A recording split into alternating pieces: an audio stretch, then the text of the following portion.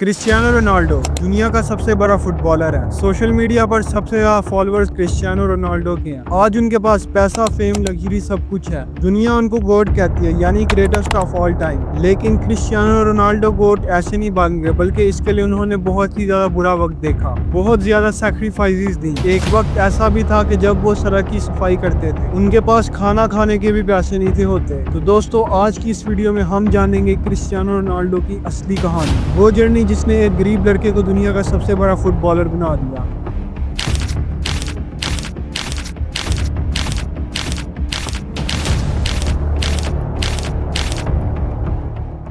Cristiano Ronaldo जब पैदा होने वाले थे तब उनकी फैमिली मदीरा के एक छोटी सी जगह में रहती थी। उनसे पहले उनके 3 बड़े बहन भाई थे। घर के हालात बहुत ज्यादा खराब थे। क्रिस्टियानो रोनाल्डो के फादर अल्कोहल के एडिक्ट थे। जब रोनाल्डो की मदर को ये पता चला कि वो प्रेग्नेंट हैं, तो उन्होंने एक अहम फैसला किया कि मुझे ये बच्चा नहीं चाहिए। उन्होंने अबॉर्शन कराने की कोशिश की, लेकिन डॉक्टर ने मना कर दिया, क्योंकि पुर्तगाल में अबॉर्शन करवाना उस वक्त इलीगल था। फिर उसके बाद उन्होंने घर के टोटके आजमाए, लेकिन कुछ काम नहीं आया। तो फिर 5 फरवरी 1985 को पुर्तगाल के एक छोटे से आइलैंड मदीरा के शहर फंचल में एक लड़का पैदा होता है। इस लड़के का नाम रखा जाता है Cristiano Ronaldo dos Santos Aveiro. Cristiano Ronaldo के घर में पैसे की बहुत ही ज्यादा तंगी थी। रोनाल्डो के फादर सुबह के टाइम गार्डनर का काम करते थे और शाम को एक लोकल फुटबॉल क्लब में किटमैन की जॉब करते थे। और रोनाल्डो की मदर लोगों के घरों में काम करती थी और खाना बनाती थी। रोनाल्डो 4 बहन भाइयों में सबसे छोटा था। कभी कभी उसकी मदर खाना नहीं सिखाती ताकि रोनाल्डो पेट भरकर खाना खाए। इतने मुश्किल हालात थे जिसकी वजह से रोनाल्डो के घर में ना टीवी था न टॉयज, लेकिन क्योंकि उसके फादर एक लोकल क्लब में किटमैन थे, तो इसकी वजह से उनके घर में एक फुटबॉल था। तो तब उसके लिए खुशी हासिल करने का सिर्फ एक ही जरिया था, और वो था फुटबॉल। तो रोनाल्डो बहुत ही छोटी उम्र से फुटबॉल खेलना शुरू हो गए। जब और बच्चे खिलौनों से खेलते थे, तो तब रोनाल्डो फुटबॉल को टांगे मारता था। और वक्त गुजरने के साथ साथ उसको इस चीज में बहुत ज्यादा मजा आने लगा। वो दिन रात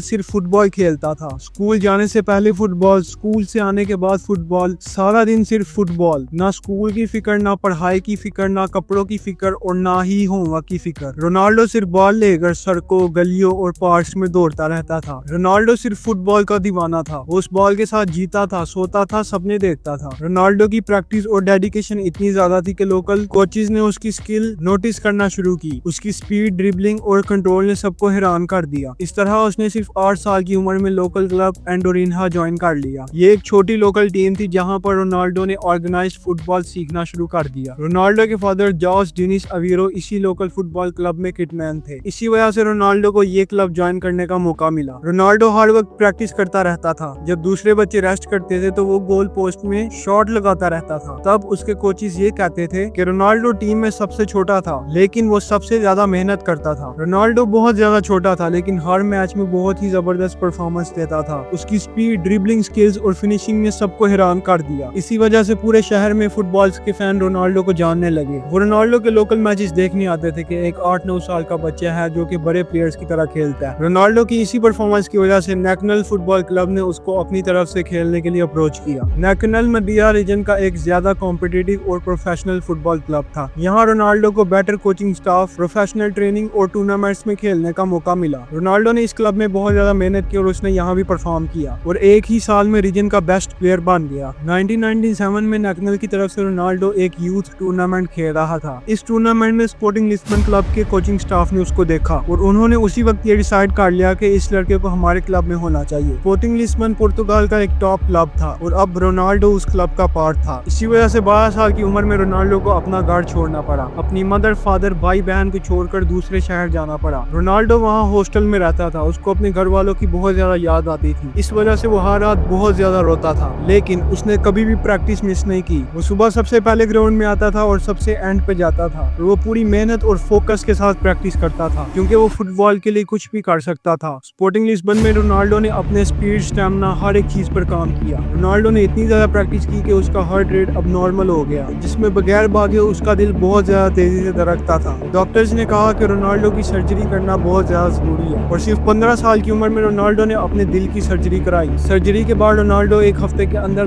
फील्ड में वापस आ गया। इस इंसिडेंट ने उसकी मेंटल टफनेस को बहुत ज्यादा बढ़ा दिया था। इसके बाद सिर्फ 16 साल की उम्र में रोनाल्डो ने स्पोर्टिंग लिस्बन की सीनियर टीम की तरफ से डेब्यू किया। उसने अपने पहले मैच में ही 2 गोल मारकर सबको हैरान कर दिया। रोनाल्डो अपने हर मैच में 110% दे रहा था। 2003 में स्पोर्टिंग लिस्बन का एक मैच होता है मैनचेस्टर यूनाइटेड के साथ। इस पूरे मैच में रोनाल्डो ने मैनचेस्टर यूनाइटेड के प्लेयर्स को अपनी ड्रिबलिंग और स्पिन जैसी स्किल से पागल कर दिया। Sir Alex Ferguson Manchester United के लेजेंडरी कोच भी ये मैच देख रहे थे। वो भी रोनाल्डो की स्किल्स देखकर हैरान हो गए। उन्होंने इस मैच के फौरन बाद कहा, "We must sign this kid. He is something else." इसके बाद मैनचेस्टर यूनाइटेड ने रोनाल्डो को साइन कर लिया और रोनाल्डो पहला पुर्तगाली प्लेयर बना जो कि मैनचेस्टर यूनाइटेड की तरफ से जाके खेला। और वहां से रोनाल्डो की शुरू हुई ग्लोबल फुटबॉल डोमिनेशन की जर्नी। शुरू में लोग रोनाल्डो का काफी ज्यादा मजाक उड़ाते थे, लेकिन सर एलेक्स फर्गूसन ने उसमें वर्ल्ड क्लास प्लेयर देखा, जिसकी वजह से उन्होंने रोनाल्डो को पॉलिश करना शुरू कर दिया। सर एलेक्स ने उसकी डाइट और उसकी फिजिकल ट्रेनिंग पे ध्यान दिया। सर एलेक्स ने उसको मेंटल टफनेस दिखाई ताकि वो हर मैच में कंसिस्टेंट रहे और कभी किसी बात को पर्सनल ना ले और कभी भी मीडिया क्रिटिसिज्म से घबराए ना। उन्होंने रोनाल्डो से कहा कि टैलेंट तुम में है, अब मैं तुम्हें डिसिप्लिन और हंगर सिखाऊंगा। रोनाल्डो की लाइफ में सर एलेक्स का बहुत अहम रोल है। रोनाल्डो के फादर की जब तबीयत खराब होने लगी तो सर एलेक्स ने उसको पर्सनल सपोर्ट दिया। लेकिन 6 सितंबर 2005 रोनाल्डो के फादर जोस डिनिस अवीरो की डेथ हो गई और उसके ही नेक्स्ट डे 7 सितंबर को पुर्तगाल नेशनल टीम का रशिया के अगेंस्ट एक बहुत ही इंपॉर्टेंट मैच था, 2006 फीफा वर्ल्ड कप का क्वालिफायर मैच। तब रोनाल्डो लंदन में टीम के साथ ट्रेनिंग कैंप में था। जब उसने अपने फादर की डेथ की खबर सुनी, पुर्तगाल की कोच ने भी रोनाल्डो को अलाउ किया कि अगर वो चाहे तो मैच छोड़ दे, लेकिन रोनाल्डो ने डिसीजन लिया कि वो अपने फादर के लिए खेलेगा। रोनाल्डो सिर्फ 20 साल का था जब उसके फादर की डेथ हुई। वो बहुत ज्यादा रोया। रोनाल्डो चाहता था कि उसके फादर उसकी सक्सेस देखें, लेकिन ऐसा नहीं हुआ। फादर जैसे इतने बड़े लॉस के बाद रोनाल्डो ने और ज्यादा मेहनत करना शुरू कर दी। इसके बाद पुर्तगाल ने 2006 का फीफा वर्ल्ड कप खेला, जिसमें क्रिस्टियानो रोनाल्डो स्टार परफॉर्मर थे। इसके बाद वो 2008 में ब्लोन डी और विनर भी बने। 2007-8 रोनाल्डो ने मैनचेस्टर यूनाइटेड के लिए 49 मैचेस में 42 गोल्स किए। रोनाल्डो ने प्रीमियर लीग गोल्डन बूट जीता, यूएफा चैंपियंस लीग जीती, फीफा क्लब वर्ल्ड कप के चैंपियन बने और UEFA player of the year बने। इस सीजन में हर मैच में रोनाल्डो गोल मशीन बन गया। सीजन खत्म होने के बाद कुछ ऐसे हुआ जिसने फुटबॉल की दुनिया को हिला दिया। जून 2009 में रियल मैड्रिड ने रोनाल्डो को 94 मिलियन यूरोज में साइन कर लिया। ये उस वक्त का दुनिया का सबसे महंगा फुटबॉल ट्रांसफर था।